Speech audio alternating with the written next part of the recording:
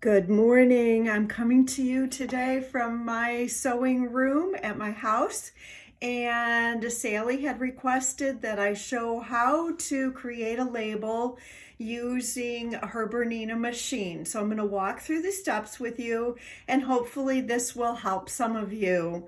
So I'm going to start by just having my open screen up, and I'm going to start by adding a design. So I'm going to push the butterfly, and I'm going to go to the flower section, and I'm going to scroll through here, and I'm going to pick this flower design. So that's what I'm going to start with. Then you see right here on your screen, I'll use my stylus. Right here on your screen, you have a plus sign. So you want to go here and go to the plus sign. Then I want to go back to the files, and I'm going to go to the ABC file. And I'm going to scroll through and find a font that I want to use. You do need to use one of the smaller fonts. You don't want to use too big of a font. This is the one I'm going to choose today. When I open that, it's going to give me the alphabet. And as you can see along the bottom, I have the uppercase, lowercase, numbers, and punctuation. So I'm just going to go ahead and I'm just going to use Mary. And so I want uppercase, lowercase, A, R, Y, space. Then I'm going to go back to uppercase, and I'm going to go Jones, and lowercase, O, M. Oops, I wanted an N. So this is your delete key. So this will go back one. Then N, E, S. So whatever you want on your first line is what you're going to put on the screen. Then I'm going to hit the check mark. As you see, that put Mary Jones on there. And then I'm going to put a date. So I want to add again. So you hit the plus.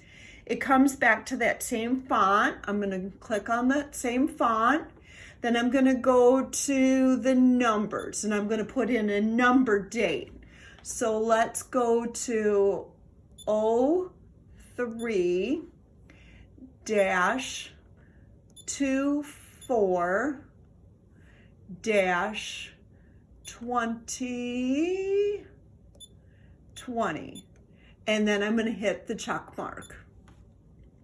So as you can see on the side here, I have the date, I have the name, I have my flowers, and then I have a screen with everything. Well, my date and my name are on top of each other, and they're all covering the flower design. So I'm going to start with the name. And what I want to do is I want to shrink it. So I'm going to go to the information key, and you get this pop up, and I'm going to go to this one right here, which is the box inside the box.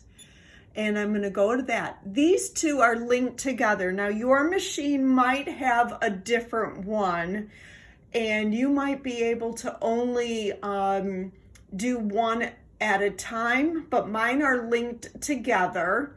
So what I can do is I can turn my top knob counterclockwise, and as you can see, I'm going down by percentage, and I'm going to go down to about 70%.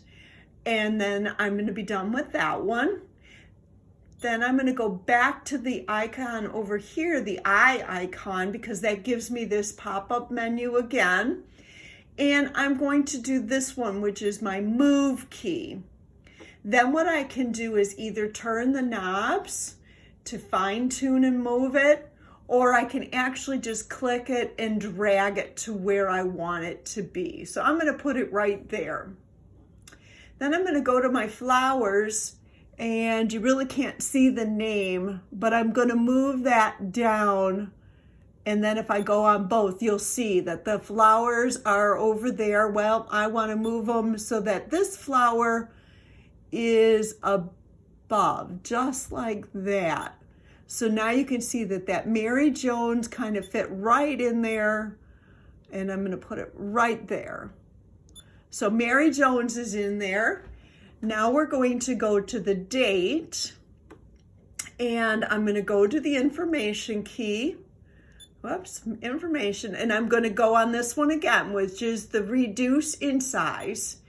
I've got them linked together. Now, if I wanted to reduce them individually, I could click this off. Then the top knob would just make it tall and skinny, or the bottom knob, let me get that, the bottom knob here would make it short and fat. So you can do them individually if that would be what you would prefer. But I'm going to bring them both back to 100%.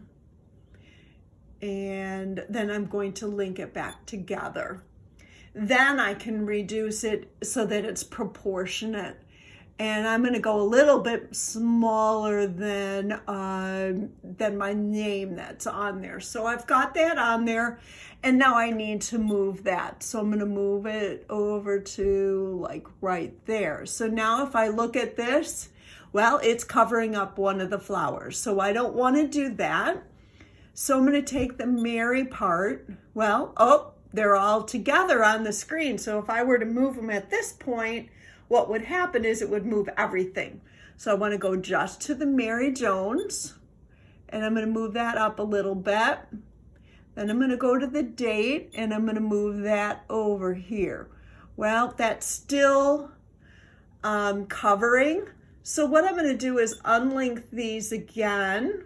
I'm going to unlink them, and I'm going to see if I can make it scrunch together a little bit more. And the date still is very legible, so I think that'll be good. Then I can go on here. You can check it out, see if you like where it looks, and hopefully you can see that. I would probably play with it a little bit more, but once you've got it to the way you want it, then you just can click out of this. You can go to your needle screen. Obviously, you put your hoop on, and then you can go ahead and stitch it. If you, at this point, wanted to save it, instead what you would do is go to your file folder, and you see your heart file here. You're going to click on your heart file, and it's going to bring it up here, and then you would hit the green check mark, and it would be saved. So you can see the one I did yesterday is saved in there. So I'm not going to save it, but this would be saved to my sewing machine because that's what's lit up here. If I wanted to save it to a USB stick, I would have to click on the USB stick and then hit the check mark. So I'm going to click out of that, go here, click out of it. It's still on my screen there, and then once I got it here, then I could go ahead and stitch it. Feel free to let me know if you have any questions. Thank you.